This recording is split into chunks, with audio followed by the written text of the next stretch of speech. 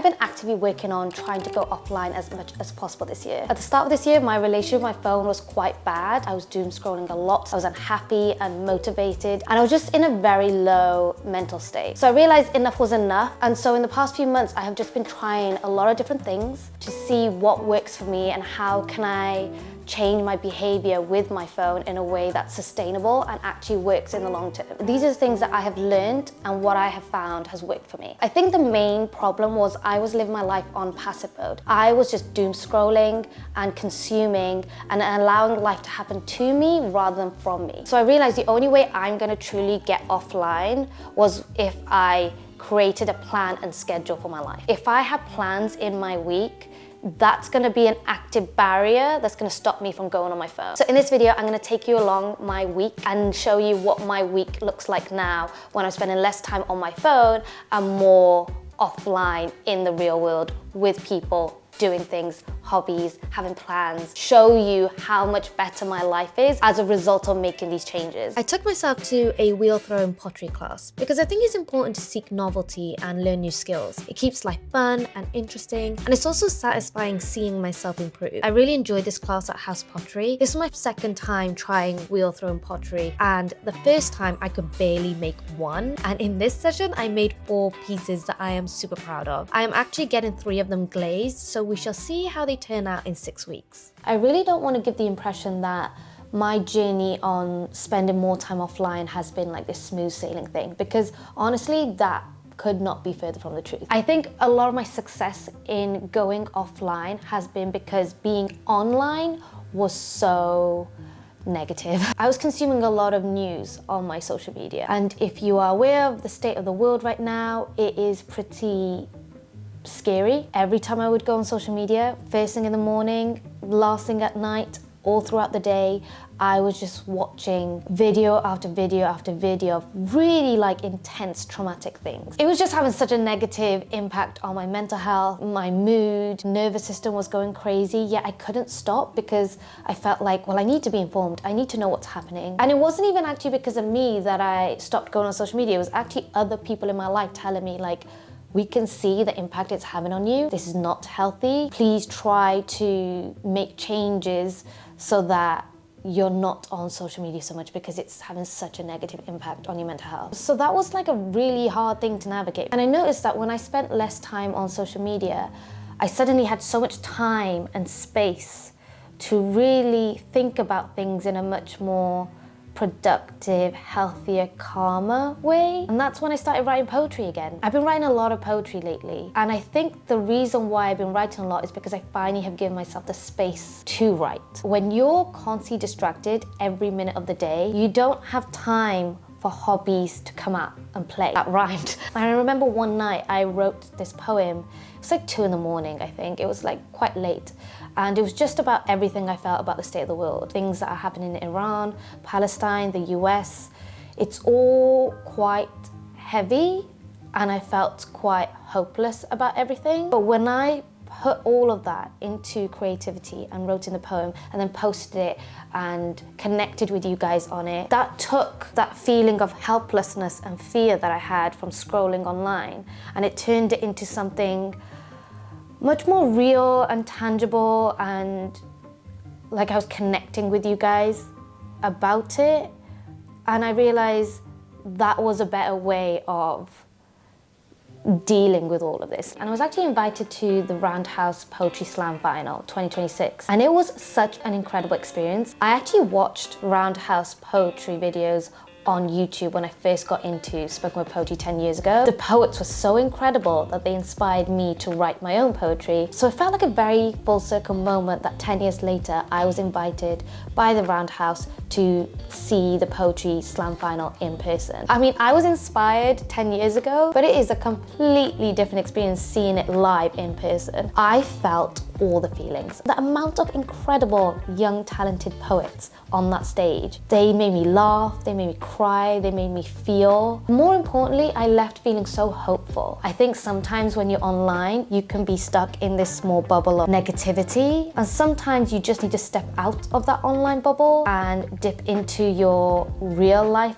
reality and be engaged in the arts, in the culture, in people. And I'm so glad that I did do that, because I left that event feeling so much more hopeful and positive and inspired and motivated to make a more positive impact on the world. Every time I give myself space to think and process my thoughts, I realize my problems aren't as big as they seem at first. It really helps ground me back into reality. I also took myself to Kensington Palace to check out this exhibition about the Punjabi princesses, incredible women who were inspiring change makers. I find it so different engaging in culture in person compared to a phone screen. It feels like it just has more impact. And now, instead of always feeling busy, I am choosing to run errands with friends. Still means we get to hang out and spend quality time together. Or I have turned exercise into standing plans, like weekly tennis with my friend. We are both terrible at it. It feels more like doing cardio than tennis, but it means we get to consistently hang out and get movement in. I'm having an arts and craft day, and I am so in my element, in a flow state. I'm at peace, I'm content. You know what the funniest thing is about going offline and listening to yourself is that most of the times the things that you really enjoy and bring you the most fulfillment are things that you enjoyed when you were a kid. Like as a kid, I loved arts and crafts or anything that was like more tangible. Like I liked making things, creating self-expression. And then I don't know what happened as an adult, but I just stopped making time for those things and instead replaced it with scrolling, which actually when I say it out loud makes me quite sad. It's not even like I wasn't able to do it, because now, look at me, I'm doing this arts and craft project and I'm having a great time. So I definitely did have the time to do it. I think the problem was I would spend a lot of time scrolling, like hours.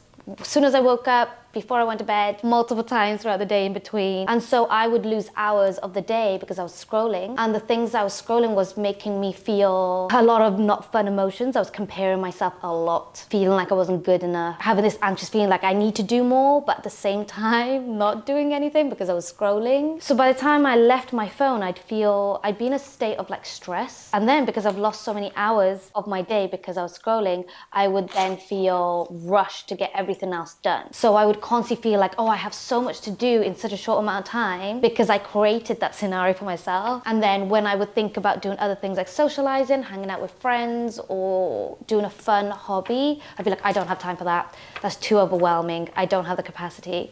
When actually, if I just replaced the scrolling with doing fun hobbies, I would feel much more happier, more content, at peace. And because I'm feeling calm, I would have more capacity and bandwidth to do other things. Like this is like giving me energy. This is inspiring me to do more. Whereas when I was on my phone, it definitely wasn't doing that. Oh, also, this is part of my poetry. Another thing, I am creating so much more poetry. If you guys want to see more poetry from me, then definitely follow me on my Instagram because I am posting so much poetry on there. I feel like I found my spark again. I'm feeling so inspired to create and write. I feel like I've rediscovered my love for poetry and it's been really, really nice. So currently I'm making like a scrapbook for a poem that I'm filming a poetry video. Poem is all about being your own role model. So I've printed out lots of different pictures of me doing cool, different things over the past like 10 years. Basically, the whole concept behind the poem is when I was starting out, I didn't really have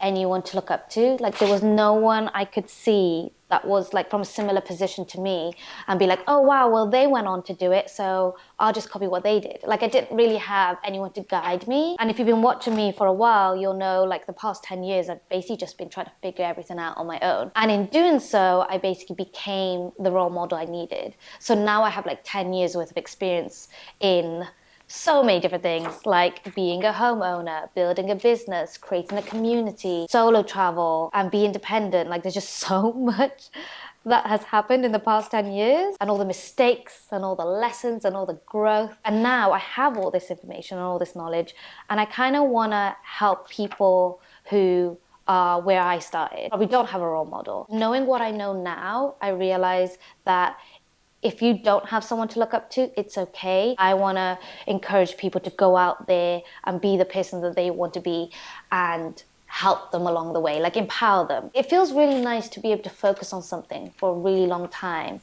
and not feel like you have to have a distraction. This is stimulating enough and I'm getting so much joy from just cutting paper. And I love that for me. It just feels nice to be an active participant in my life now. like I am contributing to my happiness by engaging in my life and asking myself the questions of like, what do I want to do in my life? What's my purpose? How do I want to spend my time? And once I started asking myself those questions and then looking at my life and realizing, oh, I'm not doing that. How can I do that? That's when things started to change. My Instagram is ClickForTaz. Definitely go follow me on my Instagram because I'm posting so much on there at the moment. Stuff about how to be your own role model, giving a lot of advice and lessons. Just a lot of content that I'm like super passionate about. So definitely go follow me on there if you want to see that. Would love your support there. Just feel like my inner child is very happy with me right now. And I love that.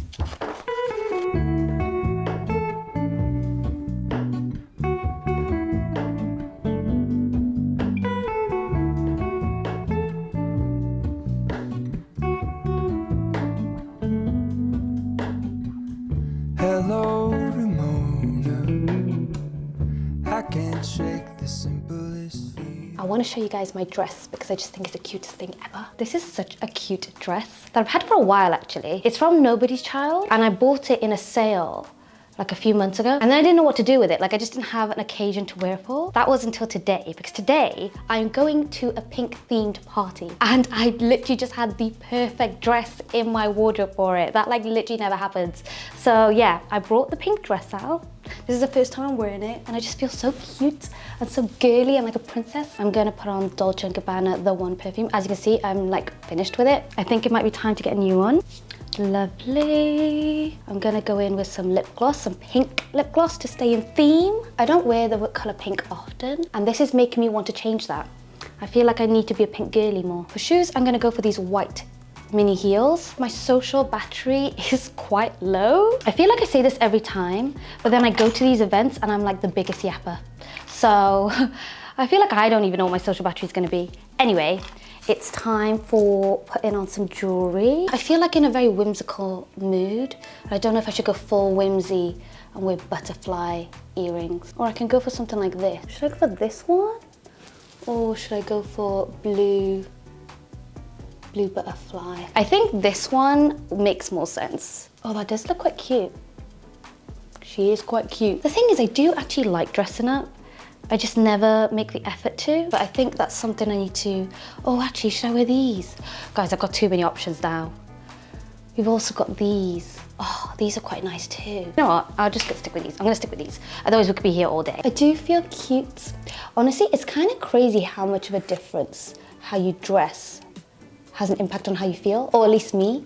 I feel like how I look on the outside and how I dress makes such an impact on how I feel and show up in the world. Like right now, I feel amazing. I feel so like cute and dolled up. I think I'm gonna go for this necklace. It's actually quite nice to fill your calendar with all these random fun activities. Like, do I even need to scroll? I haven't even thought about scrolling today because I've just been doing so many different cool fun things that are keeping me busy. That's my jewelry. I feel so cute with the shoes. I feel like a princess. I feel like a real life Barbie. I am running massively late as per usual. So I'm gonna leave you guys and be a social butterfly.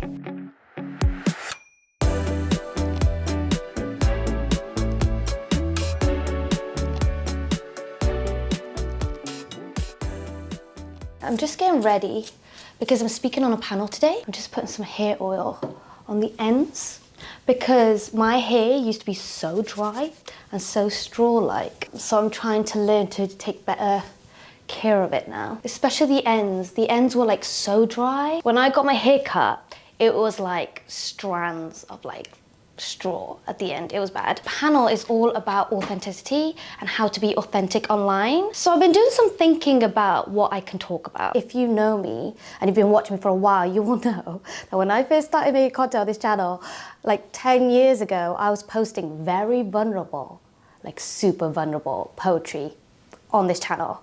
Like I was authentic and vulnerable from the get-go, but I didn't think anything of it because for me, that just always made sense to do. And I think it all just comes down to, I want to be as human as possible. I want to experience the full experience of being human. Pain, the growth, the struggles. Actually, I feel like I've done my struggles. I would like to experience the joy. I also experienced a lot of joy. When I was younger, especially when I was studying law at university, it wasn't encouraged to be sensitive. Like, to do well in law, you very much have to be very stoic. You have to have a certain level of professionalism. And the way it was kind of shown to me was like showing emotions wasn't seen as professional. So basically, could not show any emotions, right? And I suppressed it all, and then it just all came out with spoken word poetry on the internet. So we loved that for me. Because I couldn't hold that in, like that just wasn't part of me. And I think for me, being authentic just means being human, and I want everyone to feel like they can be human. Because you only get one life, right? And like, what's the point in having this life if you didn't even get to just be human, the thing that you are? And I feel like society teaches us so many different ways to not be human. You need to be productive, you need to get these grades, you need to get this job, you need to like suppress all these things so someone will like you and accept you. And for me, I've always tried to run as far from that as possible. Everything society told me I had to be, to my core, it just didn't feel right. And so I just rejected a lot of it. And the alternative was, if I couldn't fit into what society wanted me to be, I just had to build something by myself, which was incredibly lonely and hard. And now I'm finding a middle ground of finding my community that does accept me for who I am. But it took a long time of me doing things by myself till I got there, right? So maybe being authentic does come at a cost where you have to kind of be a lone soldier for a bit. I don't know, that was just my path. But now that I feel much more comfortable and free to be my authentic self and be accepted by society, I can feel how much peace that brings to my body, and the kind of level of peace I definitely didn't have in my early 20s. And I just want everyone to experience that. And I think the best way I can encourage that is to be a living example of that. And that doesn't mean being perfect, because that's like the opposite of being authentic. I think being authentic is being human. And as human, we're gonna make mistakes. We're gonna learn, we're gonna grow, we're gonna do things that are cringe. We're gonna go out of our comfort zone and fail sometimes. But I think that's what makes life so beautiful. And the fact that I got to document that online for like over 10 years and you got to see all the growth is pretty cool, you know? I think that's very cool. I think to be human is very cool. So I guess that's what I'm going to talk about on the panel. It doesn't feel like a lot in the moment. It's only when I reflect, I realize how much of an impact these small steps make. I mean, I definitely don't want to create a false idea. I definitely still go on my phone and scroll on social media. I don't think I can eliminate the habit completely, especially when it's my job. But I believe taking active steps like this is much better than doing nothing at all. And I'm really happy with my progress. At the end of the day, all we can really do is try our best to show up for ourselves. And this is how I did it this week. I do a lot in my weeks. There's a lot happening all the time. I want to do all the things because I want to grow and learn. I want all areas of my life to thrive. And if I want all those things, then I have to put in a lot of effort to maintain them. Scroll on my phone might be quicker and easier way of getting dopamine, but I felt like crap afterwards. Playing tennis with my friend is a lot more effort, but I feel so much better afterwards. In the space of a few months, I have noticed such a big difference in how I feel about myself, the life I'm building, and the amount of rewards I get. It's much more slower form of gratification, but way more fulfilling and rewarding in the long run. I'm very proud of the life I'm building right now, and I feel very motivated, happy, excited, fulfilled, and I'm so glad that I took the steps to be more active in my life and go offline as much as possible, because it really has freed up my brain and just made me feel so much better. Those are the things that I've done and that has worked for me. I thought I'd share them in the hopes that it would help you. Let me know if you like these kind of videos and if you'd like to watch more. But yeah, thank you so much for watching. I love you lots. Please know the matter, and I shall see you guys next time. Thanks for watching. Bye.